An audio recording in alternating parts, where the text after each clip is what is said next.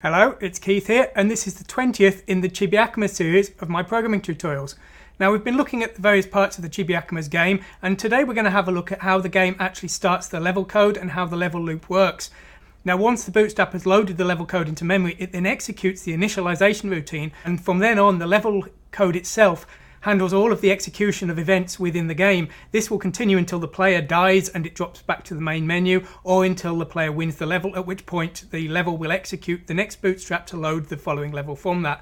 So really at this point the level code does all of the work and it just calls out to the core for the various tasks, and this is how the game levels are able to do very advanced things, like in the last boss battle with the Omega array, which has over 1,000 bullets. This is not the core itself, it's actually the level loop doing all of the work of those extra bullets. So this gives the game the flexibility, but it allows the standardization of the core doing most of the work for the majority of the levels.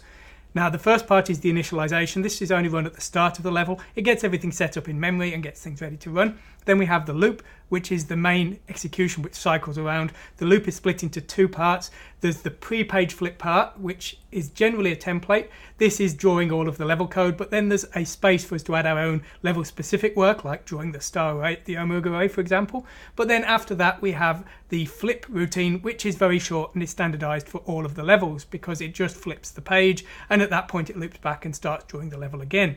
So we're going to look at the code today and we're going to see all of it and how it works, and maybe this will be interesting to you if you're thinking of how to design your own game. I'm not saying this is the best way to do things, it's just the way that seemed the most efficient for me.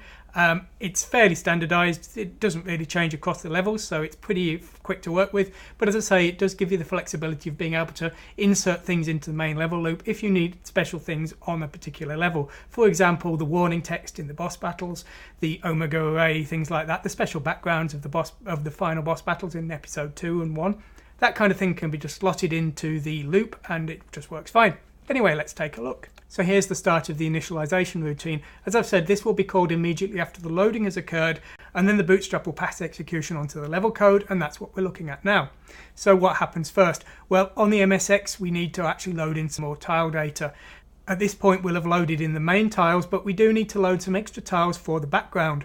Now, these are actually contained within the level code itself. They're compressed in RLE format, but the bytes will be extracted from the level code. That's the level code within the Z80, that is, and then they will be pasted onto the bottom of the VDP memory at whatever point the last set of level data was loaded in. And that's what we're doing here. We're getting the tile positions by using this VDP command. This itself modifies in the tile positions into our background drawing code, which we've seen in the past. We then prepare to actually start decoding the tiles from the memory within our level code, and then we are loading them into the VDP memory here.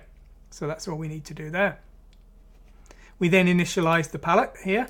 This is again for the MSX exclusively. The MSX palettes work differently to the Amstrad CPC and Enterprise. We then have another trick for the MSX. Now, in the boss battles, we used special bullets for ChibiAkumas episode 1. For example, the Scolder had a miniature bones and they would spin around, so we have multiple frames of animation. This only works on the V9K because the MSX2 is too slow to do this, of course, but this is where we do it. So we check if we're using a level that has special sprites. It was only the boss battles I did this on. We then work out the position of the last load so that we know where we can do our bullets, and we then decompress the bullets using our RLE decoder here. You can see we've got various parameters here: the source memory location, the destination memory location, the length of the memory, the X position within the VDP memory, which is always X equals 0, and the Y location we've got here by asking this command what address we last used. Now we get the player variables. The player variables, if you've seen the previous episode, is where the data relating to the player and also the system occurs. Now, any negative value is a system value, any positive value up to 16 is player 1. If we add 16, we get the equivalent value for player 2. So at this point, we're reading in those, and we're going to do various things at this point, like maybe position the player or do things relating to the hardware. And that's what we're doing here. We're loading in a hardware setting. On the Amstrad CPC, I did a little trick on some of the levels where I'd quickly flip two different color palettes that were kind of similar, and I'd switch them every other frame. This would give the effect of the colors kind of being in between two of the colors that the CPC could do.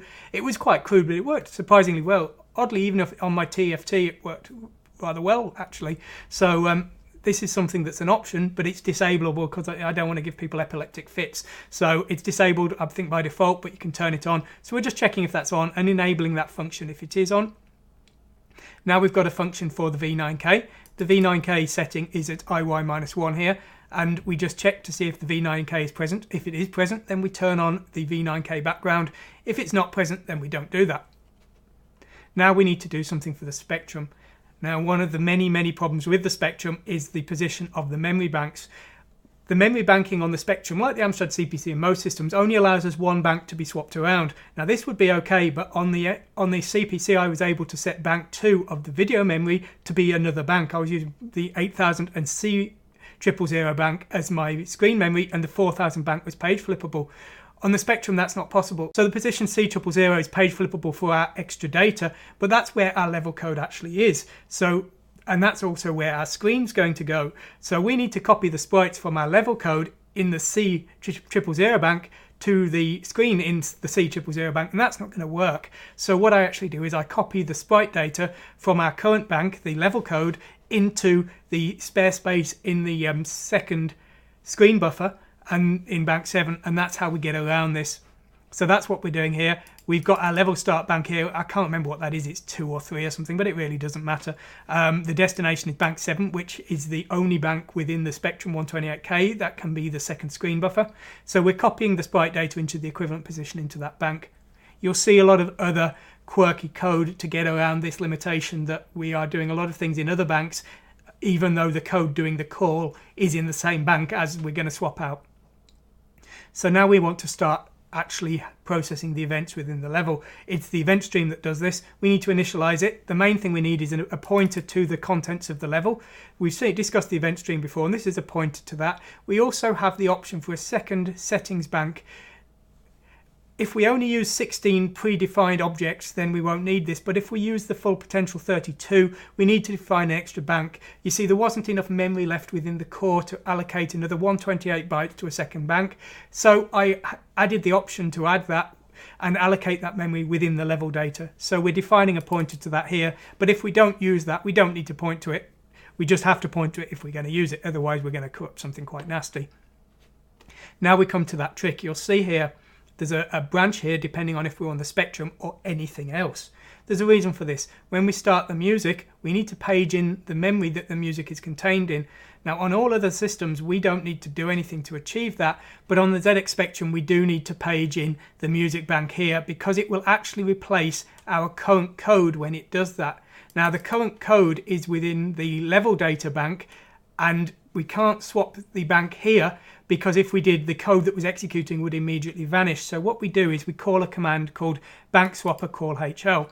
This takes a bank number, bank 6, and it takes an address, Aku music restart. What it does is it pages in bank 6, calls this address. When that address finishes its work, it returns. The bank swapper will then page in the current bank, and it will then return to this position. So this allows us to call an address within a different bank and return without causing any problems for our level code, and you'll see that quite a lot, and it's exclusively for the Spectrum, and it's exclusively because the Spectrum doesn't allow us to have the 2 screen buffers in memory and have the level code in memory with the core at the same time. The level code and the second screen buffer are having to swap between the same memory positions, so real pain that was. Now we're turning on the double buffering. This will start a visible screen and a drawing screen. We're going to be drawing to the drawing screen and then swap the 2 over so that the user doesn't see any flickering and they just see the complete frames. Now, there's a bunch of special code on the Amstrad CPC. Now, this is probably a bit curious. Why is it only the CPC that does this? Well, this is to do with the way the screen is laid out. The screen layout on the Amstrad CPC is quite confusing compared to the other systems. We repeatedly add hexadecimal 800, I believe it is, and then when we get to the bottom of the screen, we actually have to recalculate and flip back to the top, because the lines are kind of in an interlaced format. I've done a previous video on that. Now, the affecting result of this is that the calculation we have to do to work out if we've got to the bottom of the memory and we need to recalculate back up to the top will differ depending on where the screen buffer is. If the screen buffer is at hexadecimal C000, which is the default, we have to do one command. If it's at hexadecimal 8000, which is the other screen buffer, we have to do a different command. So what we're doing is we're self-modifying all of the compare statements to make the different depending on where the current screen buffer is. So when we do this initialization, the initialization code is returning HL with the correct command for self-modifying code. Now what that's actually doing, if we just have a look at one of these sample codes here, is it's changing this bit 7,h to a bit 6,h. Now we typically add hexadecimal 800, but when we've gone over this boundary within the hexadecimal 4016 kilobyte range, we then need to flip back up to the top by adding hexadecimal C050. We have to add that irrespective of whether we're at the C000 area or the 8000 area, but this bit 7 check has to change to a bit 6 check. So we are modifying that accordingly here. And we're using this HL setting here. Of course, this has to occur immediately after the screen buffer flip, or we would have to back up HL. Now, they're all just different positions within the various pieces of code that need this HL to be correct. They're all pretty much the same. So now we've prepared our screen buffer, we can now start the interrupt handler, and this will start the music playing. At this point, we now drop into the level loop itself, and so let's have a look at that. So the first part is pre-flip. This is basically everything before the screen buffer flips. Now it's important to understand here that we're not using multiple layers or anything, so the first thing we draw appears in the background, the last thing we draw appears in the foreground, so we do have to bear that in mind. Now you'll see again we're starting the background draw routine here, but as before, because the screen buffer could be in bank 7 here and we're currently using the same memory range, we have to use this indirect execution to execute the draw command on the spectrum. This will draw the background. We've seen this before. It does all of the different strips on the spectrum or the MSX whatever system. It just draws everything in, and this is the basic background, so the furthest layer. There's another layer on the V9K, we'll see that later. Now we process all of the events within the level. This calculates if any new objects have come into the screen and any other timed events, so that's what we're doing there. Then we draw those objects. This is the background, the enemies, things like that. It's not the enemy bullets, we'll see those in a moment. Next we have the player handler. Again, we're having to do it indirectly for the spectrum. We practically have to do everything indirectly on the spectrum, anything involving graphics at least. And so the player handler, we've seen it before, reads the player input, the joystick. It works out if the player's firing. It moves the player's drones, things like that. It handles the sound effects for the player as well. So that's the basic task of drawing the player sprite and also handling the input there. Next we draw the player star array. The star array is the bullets, of course, so the player's bullets have now been drawn. Now we've got some tricky code for the MSX here. Now, as I said before, on the MSX, the boss battles had special bullets. What we're doing is we're working out how many different tiles there are for the bullet, and we're cycling through them here. It's a bit crude, but it works, and it's only run very occasionally, so it doesn't need to be particularly efficient.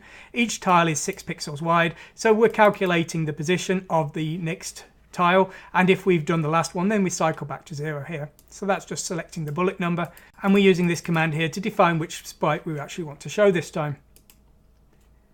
Now we're going to actually draw the bullets. Again, slightly different on the spectrum, but basically this code on all of the systems will handle the drawing of the enemy bullets. Of course, this includes the MSX. This code is just selecting the bullet. This is actually drawing it. Now we need to reset the bullets back to the default because we need them to be back to normal for the player bullets, otherwise the player bullets would end up messed up as well. We're actually physically selecting a different bank of memory here, so that's what we're needing to do there. At this point we're ready to draw the second layer of parallax on the V9K systems. This appears in front of the enemies and the player and things, so this is the foreground effect layer effectively, so that's what we're doing here. It's effectively the same code though as the background, it's just drawn in front, and on the V9K all layers are transparent anyway, so that's how we do it. It's pretty straightforward and it didn't take any extra coding. It looks quite nice as well. Now we draw the player UI. This is the icons, you know, the curse scrolls at the bottom, the hearts at the top, and also the scores. So this is the very foreground layer now above the bullets and everything else. Now we need to handle the sound effects. Of course, all the way through this, we may have been queuing sounds to play. All the sound effect handler is very simple. Whenever a sound effect is requested, there's a sound effect number and a priority. If another request occurs later with a higher priority, then the lower priority one is forgotten. Only one sound effect will play every tick. So that's what we're doing here. Work out what was the highest priority sound effect and make it happen. Smart bomb's the highest priority, shooting the bullets is a relatively low one, and hitting an enemy is slightly higher, so that's all it is. We now have a debugging function. Show level time will show two numbers in the top middle of the screen. You might have seen it on some of my previous screenshots. One number is the current tick within the game, and the other one is the next event within the level. This is very handy for debugging. If the game suddenly crashes, you can look and see, well, is this relating to the level event that just occurred? And if so, what level event was that? If the screen crashes it with the number showing hexadecimal 80, you then go to level time 128, which is hexadecimal 80, and you have a look at the code, and more often than not, you'll see there's something really silly like a sprite appearing at the bottom of the screen. It's not defined correctly, so it's corrupting the memory. Or maybe you've got a call to a wrong location, or maybe you've forgotten one of these indirections for your Spectrum code. So it really helps, and that's one of the biggest things with testing. It was very, very rare when I was coding ChibiAkumas that I actually started using debuggers, stepping through every single tick of the code, because the code was huge, and also because on the Spectrum and things, the debuggers were very, very poor. It would have taken me hours and hours, and it was basically, except in the most extreme cases of debugging things like the disk loading routines, it was always faster to just sit there and think and work it out in your head. What is causing this crash? What are the symptoms I'm seeing? What could be causing these symptoms? Go and look at that code until you figure out what you've done wrong.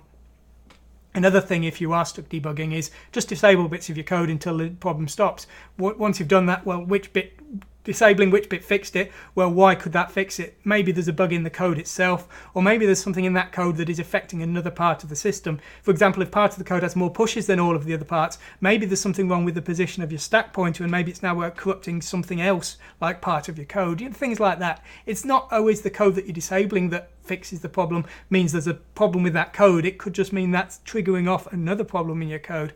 But anyway, as I say, knowing what tick within the game the crash occurred and knowing what events should have happened at that tick is a very, very helpful point for working out what's actually going wrong, because if it's always crashing at the exact same time, you can be pretty sure it's something at that time that's causing the problem.